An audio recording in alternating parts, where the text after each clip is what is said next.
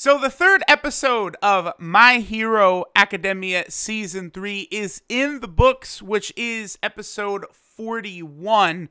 Now, okay, I actually really enjoyed this episode, and it is a nice breath of fresh air. Like, My Hero as a seasonal anime, because of this, like, they're able to move, like, at a very good pace, like, avoiding filler or nonsense or dicking around. The speed at which events play out in this episode is something that, like, honestly, I'm not used to in most anime. You know, watching something like Dragon Ball Super or Naruto, you know, everything just moves at a very slow pace. And, like, My Hero, like, this episode, everything is blazing by fast, bro. And already we are getting into the good shit that is gonna happen in the third season of My Hero. Now, the opening of the episode goes pretty in-depth, I think in a way that I don't remember the manga actually doing, into the quirk training that a lot of Class A is going through.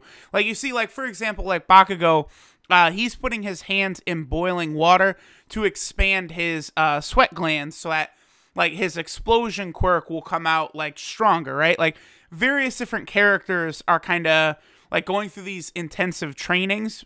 And it's kind of explained in a way where, like, you know, the way you would work out, like, your muscles will kind of tear and rebuild stronger. Like, they kind of use that sort of application here for the quirks, where as the kids are using these quirks more and more, their potency is going to increase and they're going to get stronger. Obviously, like, in this kind of time where the League of Villains is quite active, you know, they want to make sure that the kids are able to defend themselves and eventually, like, you know, be able to take the provisional test and get, like, a pro hero license. Now, both Class A and B are actually there, and all of the students are being trained, all 40 of them. And a good point is made that it's going to be very difficult for, you know, all of these different kids with different quirks to kind of all have these intensive training sessions with so few teachers and pro heroes there.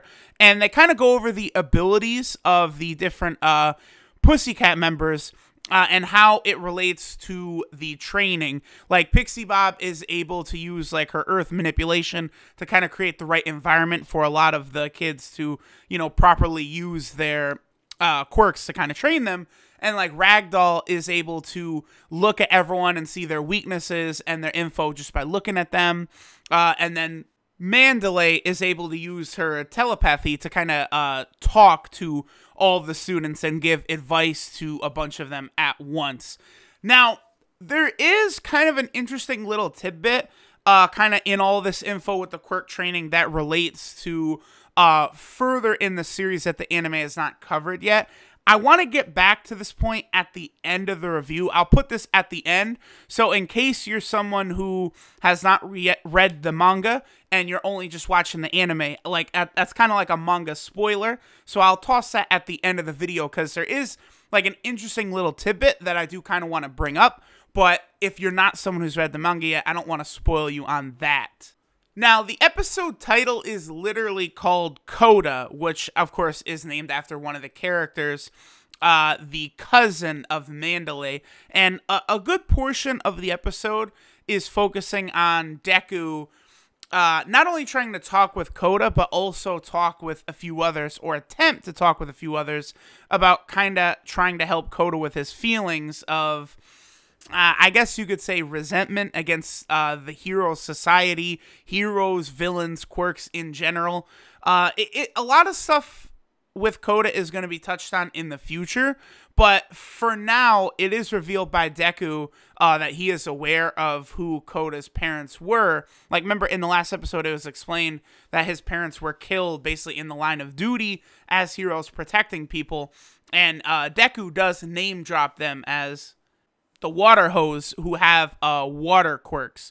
So, like, it stands to reason that obviously, like, after Coda's parents were, like, murdered in front of him, or he at least was aware of it, that kind of led to his kind of character development of this. Like, at one point, Deku does ask Eraserhead if All Might is going to be coming to this training camp, because he doesn't tell Eraserhead, but he wants to kind of get advice of what he should say to Koda to try and, I don't know, bring him around a little bit on his negative feelings towards heroes.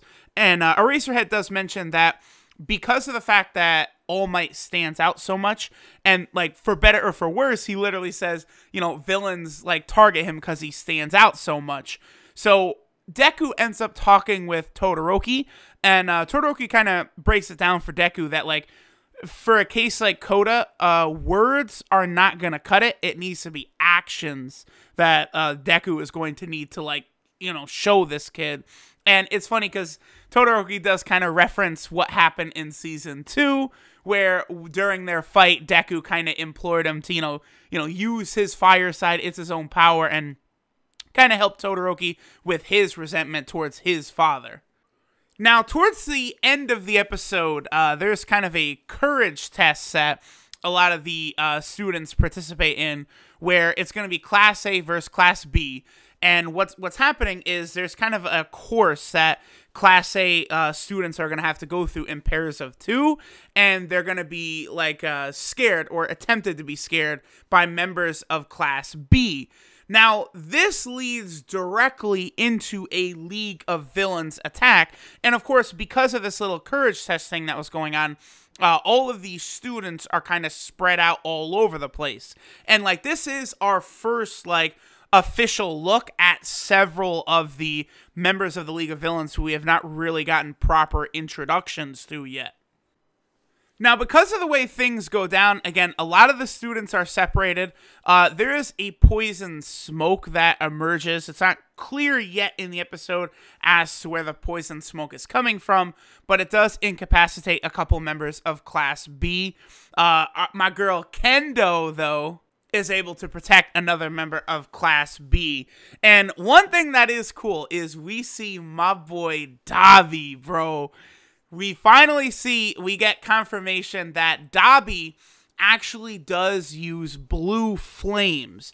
Now, again, we were introduced to Dabi in Season 2, and this is basically our first time, like, seeing his quirk officially right up. And, like, it's pretty clear now. Like, you could kind of see, you know, Dabi's using the blue flames. Like, we have seen blue flames in the My Hero anime before. And, like, there is an extreme close-up of Dabi on his face. And we see his eyes. And his eyes certainly do look similar to another character. All I'm going to say is I am very excited to see what eventually is going to happen in the future with Dabi. Like, not even in the manga, like, you know, this stuff hasn't really played out yet. But, like, far off in the future, Dabi is going to be involved in some shit, and My Hero is just going to go to that next level.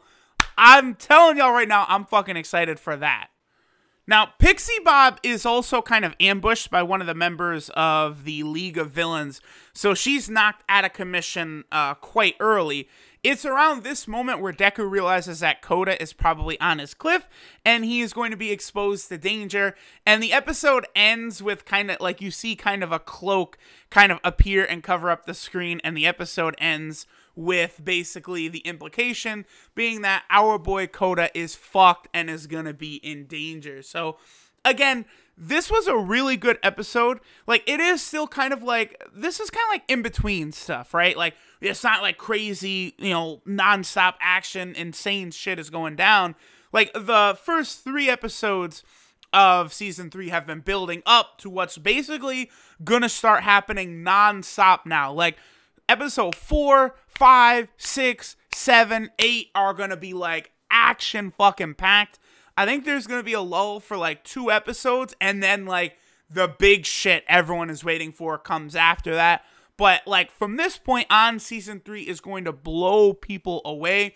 All of this forest arc is going to be really awesome, and I'm definitely fucking excited for the fight that's going to be going down next week.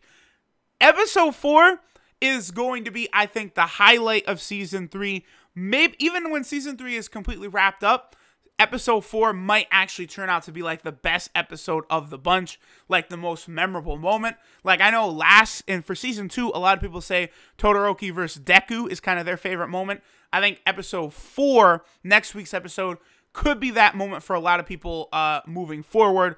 So definitely be on the lookout for that. I guess I'll kind of wrap up right here and say thanks for watching, guys. And now I do want to get into that last little tidbit regarding manga spoilers that I teased earlier. So I'm going to get into it now.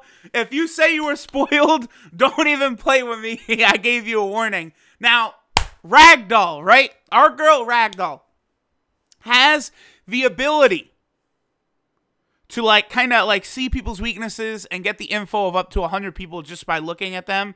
If you guys who read the manga are familiar, All For One will eventually take her power. So it is interesting to kind of like see her right here talk about her ability, kind of with that foresight of knowing that All For One in, I don't know, maybe 10, 12 episodes from now is going to actually take her quirk, and then eventually when All For One is captured after his defeat at the hands of All Might, and he's in Tartarus, that prison, is Ragdoll's quirk that he's obtained by stealing it from her, is that enabling him to kind of, you know, look out and keep tabs on all the heroes and All Might and the League of Villains and all that stuff.